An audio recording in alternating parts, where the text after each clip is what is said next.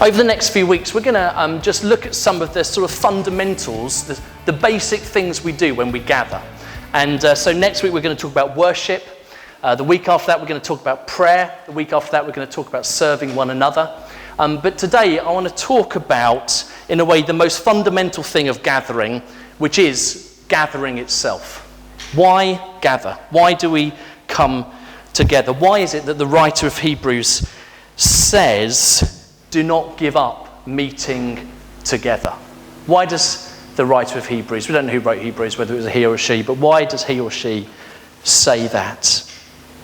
So that's what I want to talk about a little bit today. I wonder what your experience of lockdown church was, if you can think back that far. I have to be honest and say, despite all of the stuff that was going on in the world, I actually found something about lockdown church initially, something of a novelty, and I quite enjoyed it. It was just sort of like it was suddenly just like a different focus, a different thing to think about. And there was other things about it that I quite liked as well. I really liked the fact that I didn't have to turn up to church until 9:55. That was just like I was like, this is great. And also I really liked the fact that church, I mean, I love church, don't get me wrong, but I quite enjoyed the fact that it had finished by 10:45.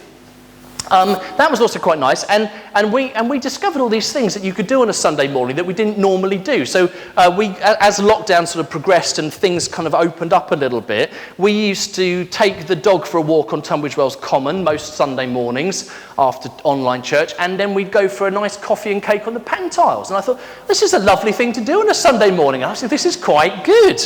And I'm sure none of you ever said these things, but I heard from other clergy around the country that people were saying things like, love the fact I can do church on the sofa. I love the fact I can do church on the sofa in my pajamas with my breakfast. Love that. I heard that people said that. I heard that people said things like, I can fast forward the bits I find a bit dull. Now, I'm sure none of you would have done that. Some of you might be thinking, where's the remote right now? But that was something, I sometimes used to go and watch other people's services, just I wonder what they're doing, and sure enough, fast forward, oh yeah, good fast forward, interesting fast forward, just fast forward my way through the whole service. And I also found, I heard that some people were saying things like, it's really great, I can do church when it suits me. So, I can do church on a Tuesday now, or I can do church on a Saturday. I can do it when it suits me. And I guess all of those things were quite good. And it made you think, why do we bother gathering? Why does the writer of Hebrews say, don't give up meeting together? Because all of these things seem pretty great. But as it went on, I might be the only person in the room, but I started to find that something was missing. As it went on, something was just missing. And then we got to the point where we were able to meet together again. And I thought, I wonder what it's going to be like. What's that going to be like to meet together again? There was all these restrictions in place. So if you came to some of those services when we started meeting again in person, you'll know that the whole place stank of hand sanitizer.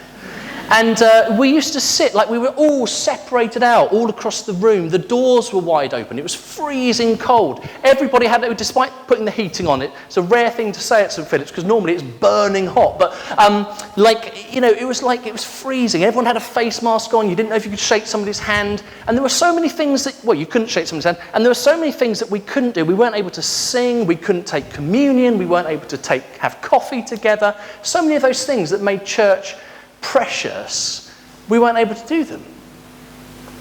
And so I thought, I wonder what it's going to be like. But you know what? And again, I might be the only person in the room that found this. But even with all the restrictions, when I started gathering together, I just used to think, oh wow, I've really missed this. My soul has really missed this. And I guess what I discovered and what I started to think was, you know what, the thing that I'd missed, the thing that I'd really missed was you. The thing that I'd really missed was just being able to gather with you and share the journey of life and of faith with you. And yeah, there were restrictions, and yeah, there were things that we couldn't do. And that was frustrating. And I love those things. But as I started meeting together just with my brothers and sisters, I thought, this is so life-giving. This is so precious. And I started to understand why it was that the writer of Hebrews said, do not give up meeting together. So why meet together? Why? I want to talk about two things. Firstly, I want to talk about encountering God. And the second thing is I want to talk about encouraging one another. Because I think when we read this passage from Hebrews, I think they are the two things that the writer of Hebrews primarily focuses on. As we look at this passage, if you've got a Bible, open it up and have a look at it. If you're on your phone or you've got a real book, whatever. The first part of this passage that we've read is it's really like a summary of so much of what the book of Hebrews is about. It's talking about what God has done through his son Jesus to enable you and me to come confidently into the presence of God. That's what it's about. It's like a summary of the book that talks about all that God has done through his son Jesus so that you and I can come confidently into the presence of God. Wow. As I was praying this week about this passage, I felt that there might be someone here, maybe a couple of people, I don't know, but you believe in God, you have faith in him, but you don't feel confident when you come before him. And I just felt this morning that God wanted to say to you that when Jesus died on the cross, and when with his last breath he said the words, "It is finished," he really, really meant that. And he meant it for each one of us. That Jesus had done everything necessary in his life, and particularly in his death, to enable you and I, whoever we are, to come confidently into the presence of God through faith in Jesus. And we just need to know that. And it might be that some of us this morning really need to hear that. But the writer of Hebrews says this, let us draw near to God. Not flippantly, but with a sincere heart. But let us draw near to God. And we know from the book of James that when we draw near to God, God draws near to us. That when we set our hearts upon him, when we set our minds and our hearts upon God, as we consciously and intentionally come into his presence, of course we're always in his presence, but as we become more aware of his presence and as we step towards him, if you like, he also steps towards us. What an amazing thing. It's one of the reasons why worship is so important to us when we gather. And I don't want to steal David's sermon for next week, but when we worship, it's like we set our hearts and our minds upon God. And in the Old Testament, the psalmists write things like, I will enter his gates with thanksgiving. It's when we express praise and worship. There's something about that just draws us into the presence of God. And as we draw close to God, he draws close to us. When we gather together, one of the fundamental thing that has to define our gatherings in some way is an encounter with God. Because why else gather? There's loads of great places in Tunbridge Wells right now to gather. There's great cafes, there's great restaurants that will open soon, there's great parks, there's great sporting activities and events. There's great coffee and cake on the Pantars, I can vouch for it. There's loads of great places to gather. So why gather? Why gather here? It has to be defined. in some way by an encounter with God. Do you remember Moses when in Exodus chapter 33 when he was leading the people and he had this incredible encounter with God? And one of the things he says to God, and he says to him, he says, do not send us from here unless your presence goes with us. Because what else will distinguish us from all the other people? If it isn't the presence of God, there is nothing that distinguishes us from anybody else. And so when we come, we have to come hungry for God and hungry for an encounter with him. Surely that has to define our encounters, our gatherings. Now you might say, well, Rich, can't I do that on my own? Can't I just do that on my sofa? And actually, the answer is absolutely 100% yes, you can. You really can. That's one of the beautiful things about living this side of Pentecost, is that God is always with us by his Spirit. He dwells within us. And therefore, you can encounter God in any moment of any day. And it's really important that we do. It's really important that we learn to encounter God in our office or in our school or on the street or in our home. It's really important to us. That's just what we do. We encounter God in those places. But I also think it's true that there is something that's significant about when brothers and sisters come together. That in that place, there's a sense in which like God is attracted to the place where his children gather together to seek him. Psalm 133 says, how good and pleasant it is when brothers and sisters dwell together in unity. It's there that God commands his blessing. Jesus didn't say when one or two are gathered, but he said when two or three are gathered, I'm there in the midst of them. And yes, you can meet God in any moment of any day, and that's so precious, but there's something significant about when God's children come together and seek him together. And so our gatherings have to be defined by encounters with God.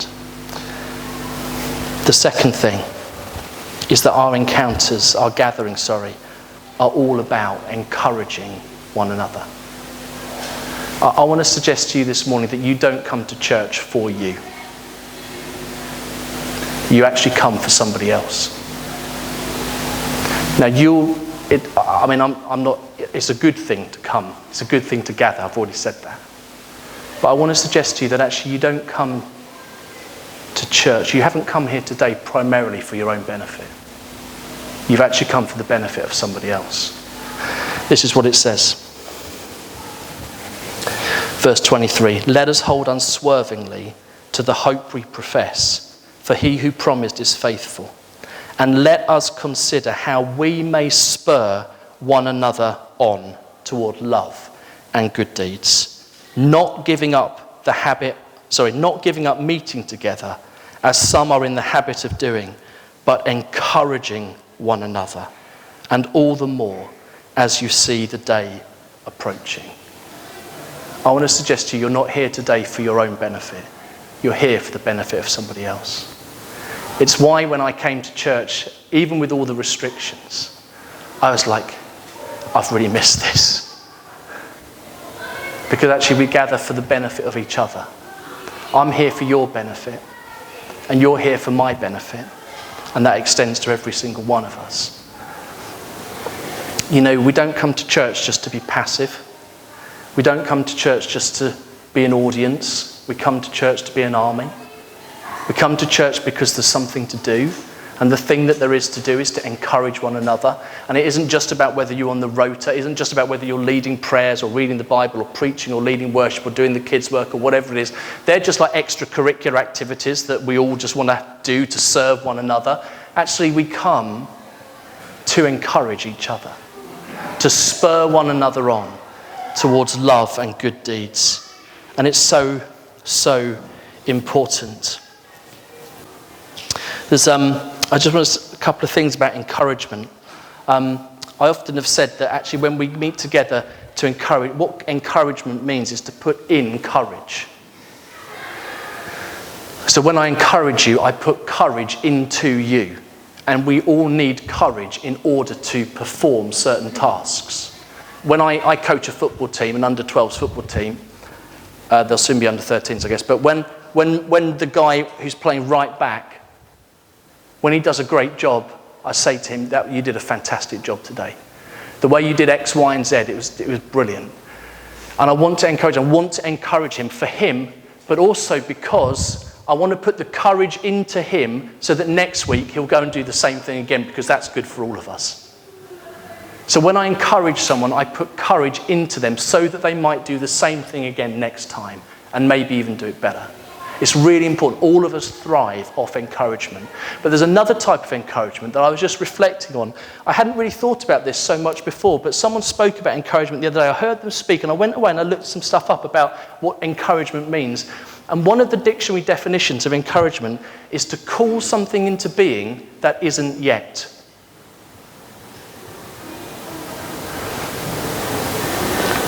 The classic example from the scriptures is in the story of Gideon.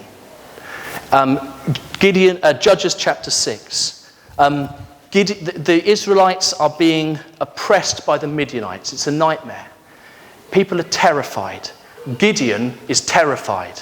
He is threshing wheat in a wine press. Threshing wheat creates great clouds of dust. He does not want this to be seen by the Midianites, and so he's doing it in a wine press so that it might be hidden. God comes to Gideon in an angel and the angel says to Gideon, "The Lord is with you, mighty warrior." Nothing about Gideon in that moment appeared to be like a mighty warrior. He was as scared as the next person. He was doing something that demonstrated how frightened he was, and understandably so. And yet when God speaks to him, he says to Gideon, "The Lord is with you, mighty warrior." In other words, the angel sees something in Gideon that is not yet. He sees the potential. He sees what God could do through Gideon, and he calls it out of him. He calls it into being.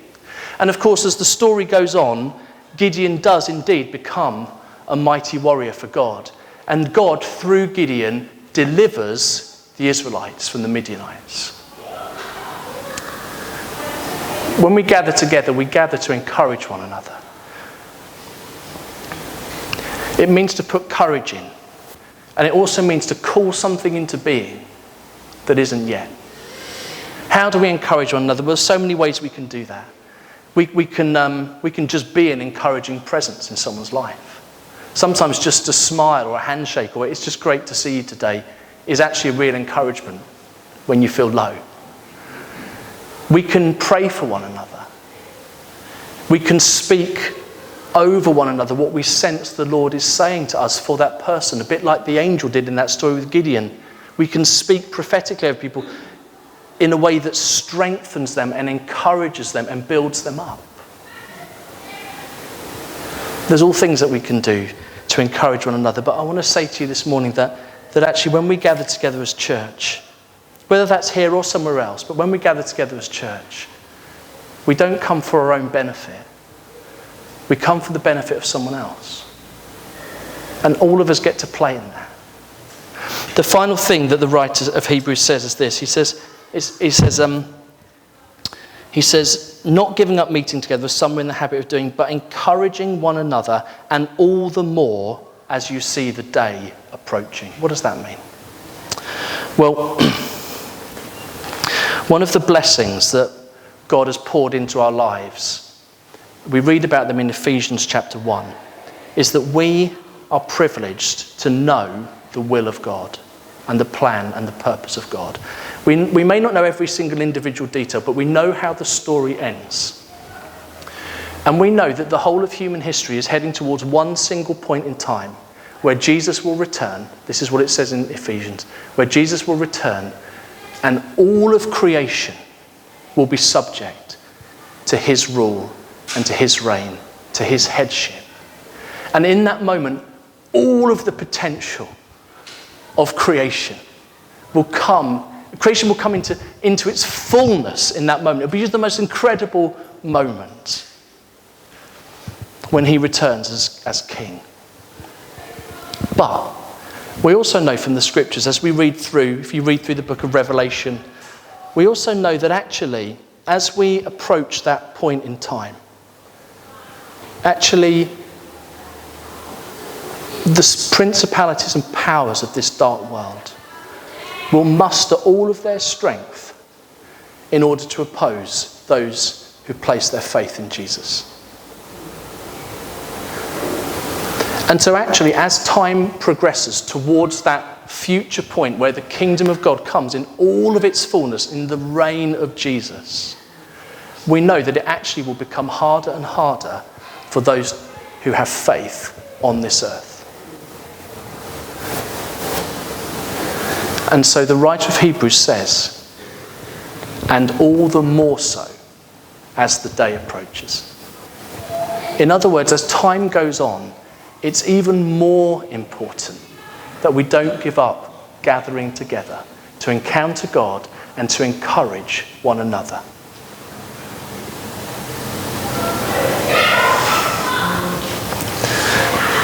So friends, it is just a joy to gather with you. When I think about my little lockdown experience, and as I start to feel something is really missing. We all did our best. We all did our best. But what was missing was you. It was gathering with you, to encounter God with you, to be encouraged by you, and hopefully to play my part in encouraging you. So may encounters with God and the encouragement of one another always define our gatherings here.